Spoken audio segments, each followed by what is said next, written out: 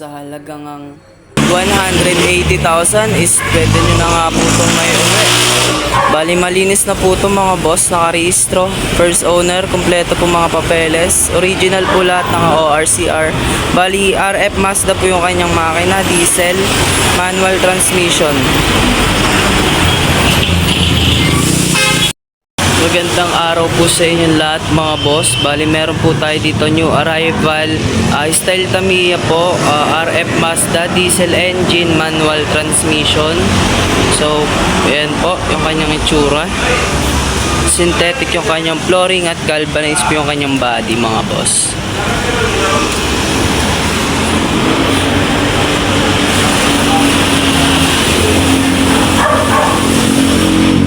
Bali ito po yung kanyang harapan mga boss, stainless bumper, tsaka ayan po.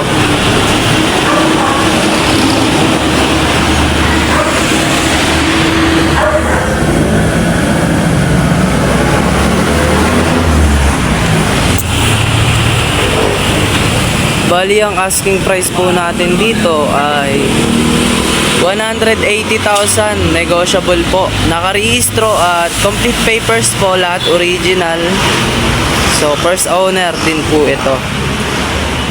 So ayan, pakita po natin sa kabilang side mga boss.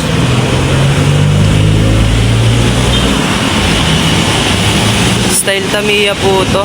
Bali ito po yung kanyang gulong mga boss.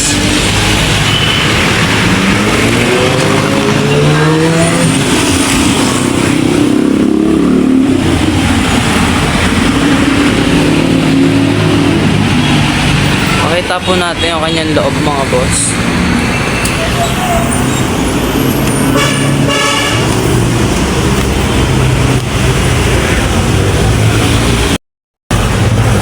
So bali yan po, naka stainless dashboard, naka ganyan po yung kanyang steering wheel. So stainless na rin po yung kanyang console box mga boss. At ito po yung kanyang mga gauge at working po yan lahat at may pan po siya. Ito po yung kanyang cambio. Bali may handbrake na rin po siya mga boss. Stainless na rin po itong console box. So ito po yung kanyang upuan mga boss. Synthetic flooring po. So ayan po mga boss, RF Mazda, diesel engine at manual transmission po. Pwede nyo po kargahan tong likuran. Di naman po siya lowered. So ayan mga boss, galvanized lang po to.